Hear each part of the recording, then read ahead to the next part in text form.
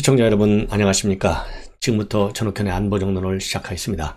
이번 첫 번째 뉴스는요, 윤석열 당선인이 지금 현재 어제 그제 왔죠. 18일부터 22일까지 한국에 체류하고 있는 성김 미국 대북 특별 대표하고요, 비공개 만찬을 가졌습니다. 어제 만찬을 가진 장소는요, 이 정진석 국회 부의장 도곡동 자택에서 만찬을 가졌는데요. 이 자리에는 정진석 의원, 당연히, 그 다음에 윤석열 당선인, 그 다음에 누가 참석을 했냐면요, 조태용 전 외교부 1차관을 지낸 국민의힘 의원, 이렇게 참석을 해가지고 가벼운 와인도 들어가면서 한 2시간 반 정도 만찬을 진행한 것으로 그렇게 알려지고 있는데요. 어제 만찬을 정진석 부의장 자택에서 갖게 된 것은 정진석 부의장이 성북에 살 때부터 이 성김 지금 대북 특별 대표하고는 상당히 친분 관계를 많이 맺었다고 합니다. 그래서 그게 인연이 돼가지고요, 어제 비공식 만찬을 가졌어요. 그래서 이 비공식 만찬에서 이제 뭐라 그럴까요? 사실상 저도 이미 논평을 한번 해드린 바 있지만은 대북 특별 대표 이게 이제 미국 국무부 계급으로 따지면요, 한 차관보쯤에 해당됩니다. 우리 국내 외교부에 비하면. 그래서 이 대북 이 특별 대표인 성김 대표를 별도로 만나는 것은 좀 외교적 프로토콜에 비춰보면 맞지 않다. 그래서 굳이 만날 필요는 없겠다, 이런 입장을 제가 밝힌 바 있어요. 근데 아마도 이것이 이제 또 이제 뭐라 그럴까요? 좀 비판적 비판의 소지가 있거든요. 그러다 보니까 배현진 대변인, 어제 만찬은 외교적 의미가 전혀 없다, 확인되지 않은 내용에 대해서 추측 보도가 나오지 않기를 협조 부탁드린다, 이런 얘기가 나왔어요. 왜냐하면 여기서 21일 전후에 개최될 예정인 한미 정상회담, 이런 언급도 있었을 것 아니냐, 이런 이제 추측 보도가 나오고 있는 상황입니다. 자, 그러다 보니까 이제 격이 안 맞다, 이런 얘기가 당연히 나올 수밖에 없잖아요. 그래서 대변인에서는 전혀 이 추측 보도가 사실이 아니다, 이렇게 딱 잘라서 지금 얘기하고 있는 것 같고요.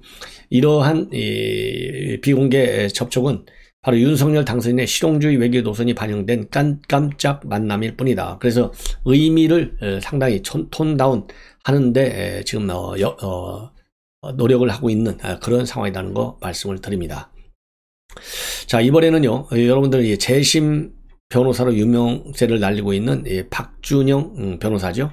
근데 이 박준영 변호사가 뭐 단순하게 대심 변호사가 아니고 이 대검 진상조사단에서요, 과거에 김학의 성접대 의혹 사건을 담당한 바 있어요. 그리고 이규현 검사가 이 윤중천, 박관천 보고서를 조작했다는 의혹을 폭로한 그런 이 변호사입니다. 그래서 이 박준현 변호사가 한동안요, 이 김학의 불법 출금 사건과 관련해서 입장문을 자주 내놨어요. 그런데 오늘 갑자기 페북에 글을 올려서 뭐냐, 이 한겨레 신문에서 그러니까 2019년도에 말이죠, 윤석열 당선인이 그 당시 검찰총장이 이 건설업자 윤중천 씨로부터 성접대를 받았다라는 내용을 한겨레 신문이 보도했는데, 이게 윤석열 총장이 당시에 오보다 그래서 고발했어요. 고소를 했어요. 이 고소하니까 이게 이제 한겨레 신문이 결국은 2020년도 5월에 사과문을 신문에 게재하고, 그래서 이제 고소를 취하했는데요.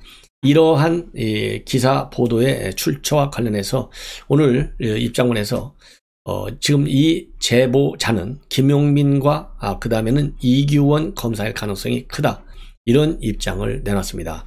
자, 그래서 만약에 본인의 주장이 틀리다고 한다면 자기를 고소하라, 이러한 입장을 아주 강하게 지칭을 했어요. 그러면서 이규원 검사가 취재원일 가능성을 갖다가 유학간 검사다, 이렇게 지칭하면서 시사잡기 정원용입니다, 여기에서도 언급한 바 있다는 점을 다시 한번 다시 밝히면서요, 이규원 검사가 페북을 통해서 한겨레 보도와 무관하다는 점을 밝힌 것으로 아는데, 이 검사의 주장이 사실이라면 저희 당시 폭로가 문제 있었던 것 아니냐. 그래서 김용민 의원 성접대 오보에서 자유로울 수 없다는 의혹을 오늘부로 다시 제기한다. 그러면서요,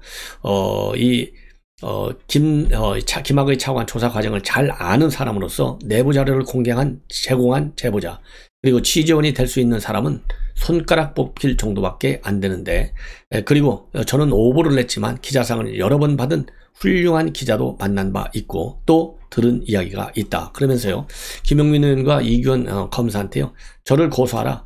피해자의 고소 취하로 더 이상 수사할 수 없는 명예훼손죄지만은 저를 고소하면, 그러니까 이제 윤석열 총장이 고소를 취하했기 때문에 명예훼손죄 이제 수사할 수 없게 됐잖아요. 그렇지만은 본인, 즉 김용민과 그다음에 이규원이가 제보자 또는 취재원, 이거를 내가 주장하니 나를 고소하면 사실관계가 분명히 드러날 수 있다.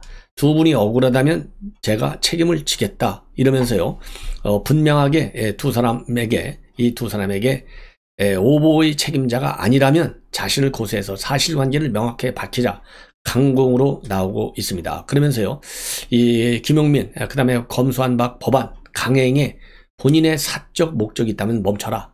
그리고 형사사법 시스템이 망가질 수 있는 이 엄중한 상황에서 제가 할 수 있는, 해야 할 일인 것 같다. 대응을 하신다면 맞춰서 준비하겠다. 이 얘기는요, 지금 김용민이가 말하자면 이 검수한 바 강행 추진하는 강경파 의원 중에 한 사람이에요.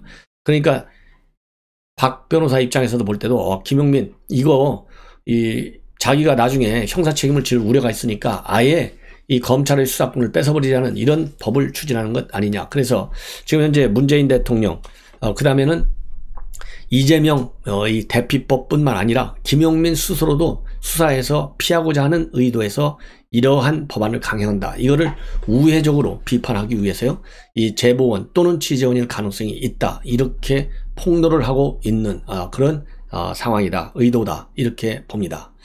자, 이번에는요, 이 정용호 지금 보건복지부 후보자 정호영 후보자에 관해서 권성동 의원이 인사청문회에서 철저히 검증을 하겠다. 민주당이 그런 말하자면 민주당은 지금 수사할 사안이다 이렇게 주장을 하고 있는데, 그런 증거나 자료를 갖고 있으면 고소 고발이 이루어지고 그러면 수사가 이루어질 것 아니냐. 이제는 합리적 비판을 넘어서서 묻지마 정치 선동 수준으로 가지고 있다. 그리고 의혹을 제기하는 측이 있고 정 후보자는 아니라고 하고 있는데, 그런 부분을 다 드러내고 국민적 판단을 받으라고 청문회 제도가 있는 것 아니냐. 청문회를 열어서 공방을 벌이고 거기에 대한 국민적 평가가 나올 것이다. 우리도 무조건 감싸기는 안 한다. 이런 입장을 내놓고요. 그리고 검수완박에 대해서도요, 당장 이재명 민주당 대선 후보에 관한 사건, 울산시장 부장선거, 그 다음에 산업부 블랙리스트 사건 등이 검찰에 계류 중인데, 당장 검찰 수사권을 뺐으면 해당 수사를 막는 것이다. 그리고요, 막을 분들은 국민밖에 없고 우연적이고 국민의 피해가 가고 권력자에게 대박을 주는 법안을 민주당이 강행 처리했다는 것을 막는 것은 국민 여론밖에 없다. 이렇게 강조하고 있어요. 그래서 여론의 강한 견제와 압박만이 민주당의 검수완박을 막을 수 있다. 이런 주장을 하고 있는데요. 저도 뭐 그런 주장하고 있지 않습니까? 그래서 제가 저의 방송을 여러분들께서 SNS를 통해서 많이 좀 공유를 해달라, 이런 당부의 말씀을 저도 드리는 겁니다. 자, 이번에는요, 이 한덕수 후보자의 비리 의혹, 비리라기보다도요, 현직으로 있을 때, 그 다음에 전관으로 있을 때 너무나 많은 돈을 받은 것이 도마 위에 계속 올라오고 있어요. 지금까지는 2017년도부터 22년까지 김앤장에서 고문으로 재직하면서 총 19억 7천여만 원을 받았어요.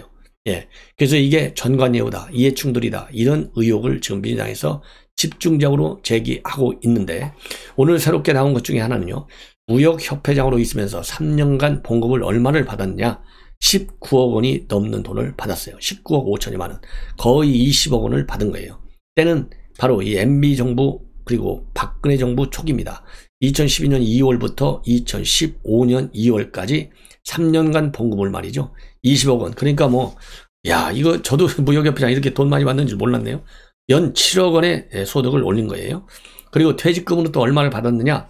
4억 원을 받았어요. 그래서 3년간 퇴직금을 포함한 총 급여가 23억 5,647만 원이에요. 그리고 재직 당시 법인카드 사용 내역, 이 구체적인 경비 지출 요구에 대해서는요, 관련 증명이 폐기됐다. 이렇게 무역협회가 설명을 하고 있습니다. 자, 그런데 이번에 인사청문회에 대한 자료를 보면요, 한덕수 후보자의 총 재산은 82억 원으로 되어 있습니다. 그런데 2012년도에 공직을 그만둔 후 10년간 늘어난 재산이요, 40억 원 가까이 불어나 있어요. 그래서 이것이 불법적 요소는 없다. 봉급 주는 건데 이게 불법인 일은 없죠. 퇴직금도 당연히 관련 규정에 따라서 주는데 이게 불법인 요소는 없죠. 그러나 공직을 그만두고 나서 너무나 많은 이 국민 눈높이에 맞지 않는 고액의 봉급 그리고 퇴직금, 특히 김앤장에서 불과 그러니까 2017년부터 2022년까지요. 횟수는 5년인데 19억 7천만 원. 그러니까 연간 4억 원씩 이것이 도마 위에 올라와 있다는 점. 지금 언론에 집중적으로 보도되고 있고요. 또 하나 오늘 이 민주당의 이해식 의원이 폭로한 거예요. 바로 이 총리 후보자 배우자, 총리 후보 배우자의 점술 논란을 집중적으로 제기하고 있어요. 그래서 이 구체적인 사실을 잡지에 기고한 아주 저명 학자인데요. 이 조용헌 동양학자 칼럼니스트의 참고인으로 채택할 예정이다. 그래서 이해충돌 그림값이 있고 청계천 처가땅 50억 차익설이 있고 이제는 점술의 영역인 선견몽까지 등장했다. 그래서 이 부인이 말하자면 점을 많이 치러 다녔다. 그래서 꿈 해몽을 위해서 영발도사에게 자문을 구했고 또 얼마 있다가 한덕수 씨는 그렇게 고대하던 정부 부처 국장 보직으로 승진도 했고 2007년 총리가 되기 전에도 맨홀 뚜껑 예지몽에 의존해서 맨홀 뚜껑을 열고 밖으로 나와 총리가 될 수 있었고 신문동의 단독주택에 이사 오기 전에도 홍수 예지몽에 의지했다는 등 본인으로부터 직접 들은 사실이 아니라면 쓸 수 없는 사례들을 매우 구체적으로 이 조용헌 씨가 칼럼에서 쓰고 있다. 이렇게 주장하고 있고요. 인사청문회 사무실에 많은 제보가 지금 들어오고 있다는 겁니다. 그래서 총리 후보 배우자와 이름을 대면 알만한 여성이 강남 유명 정집을 함께 드나드는 사이다. 주변 관료 부인들에게 남편 출세를 위해서는 공공 점집에 가서 점을 보라고 강권했다. 이런 내용이 지금 제보되고 있다는 점도 부각되고 있는데요. 이 점수를 보는 거야 이거는 개인의 자유 아니겠습니까? 이거는 논란의 이건 정치적인 공세다. 저는 그렇게 보고 다만 이 고액 연봉을 받은 거 이거는 불법은 아니지만 국민 눈높이에서 볼 때는 그렇게 쉽게 이해가 가지 않는 부분이 없지 않아 있다. 이런 판단이 듭니다. 이번에는요, 제가 어제 심야 방송을 통해서도 말씀을 드렸는데 어제 갑자기 SNS에 뭐가 돌았느냐? 나는 검수안박에 반대한다. 이거를 누구냐? 양양자 의원이 주장을 했어요. 그래서 이게 찌라시냐 아니면 진짜냐 이 진위 공방이 있었는데요. 오늘 이 박홍근 원내대표가 라디오 인터뷰를 통해서 밝힌 거에 따르면은 양양자 의원이 작성한 게 맞다. 주변에 자문하기 위해서 작성했고 아직 공식 공표한 것은 아니라고 한다. 이런 입장을 밝혔어요. 그런데 문제는 뭐냐? 이 양양자 의원을 말이죠. 이 무소속이거든요. 그래서 이 무소속 의원을 이 법사위 이 안건조정위원회에 사보임을 했어요. 밀어붙이려고. 그래서 3대3 여야 이렇게 되면 안 되잖아요. 그래서 여당이 말하자면 4명, 그 다음에 국민의힘이 1명 이렇게 되고 1명이 무소속. 그러면은 당연히 3명, 2명, 1명 이렇게 해서 통과가 되지 않습니까? 이렇게 해서 이제 양양자 의원을 법안 이 안건조정위원회에 소속을 딱 해놨는데 반대하니까 이게 문제가 생기잖아요. 그래서 긴급 비상수단을 쓸 예정으로 있고 정의당이라든가 아니면은 민주당을 떠난 민주당에서 탈당한 무소속 의원을 별도로 사보임하는 이 극단 비상 조치를 강구 중에 있다. 이런 지금 보도가 나오고 있습니다. 자, 그래서요 지금 민주당에서 지금 비상에 걸려 있고 자 그리고 이제 또 권은희를 말하자면 지금 이제 굉장히 필리버스터를 저지하는데 어려움이 있기 때문에 권은희를 좀 잡아놨는데 권은희가 이제 누가 또 도망가느냐 바로 시대전환의 조정훈 의원이 검수안박에 반대하며 하고 있어요. 그래서 조 의원의 이탈로 인해서 민주당은 필리버스터를 저지를 위해 최소 180석에 필요한 한 석이 모자라는 상황이 됐다는 겁니다. 더군다나 권은희 의원이 19일 갖다가 합당에 반대하면서 제명을 요구하고 이 검수안박 찬성 입장으로 돌아섬에 따라서 1석을 추가로 얻어가지고 180석 선거했다 이렇게 조화를 했는데 조 의원이 반대 선언으로 선언을 해가지고 한 석을 잃어가지고 지금 굉장히 당혹감에 빠져 있다. 이런 지금 보도가 나오고 있습니다. 자 그리고요 추가적으로 지금 이제 법원에서 말이죠 유동규 지금 뭐라고 그럴까요? 증거인멸 우려가 있다. 그래서 추가 구속영장을 발부했습니다. 자, 이 증거인멸 교사 혐의로 지금 재판을 받고 있잖아요. 그래서 바로 그제 18일 날 신문 기일을 진행하고 구속영장 추가 발부 필요성을 심리를 했는데요. 바로 이 구속영장 19일 증거인멸 우려가 있다. 그래서요, 증거인멸 교사 혐의에 대한 추가 기소권에 대해서 구속영장을 발부했다는 점 여러분들께 말씀을 드리고요. 그리고 밤샘 토론한 이 평검사 회의와 관련해서 추가적인 보도 내용을 보면 평검사 저는 사직하자 이러한 입장도 강하게 제기됐다는 점이 추가적으로 보도가 되고 있습니다. 자, 그래서요, 이 전국 평검사 대표회의가 집단 의견을 지금 계속해서 표명하는 문제를 검토 중에 있다는 점, 그리고 수사관을 비롯한 일반 직원들도 집단 움직임을 보일 가능성이 지금 커지고 있다는 점, 이런 점을 여러분께 말씀을 드립니다. 시청자 여러분, 이것으로 본 방송은 마치겠습니다. 대단히 고맙습니다.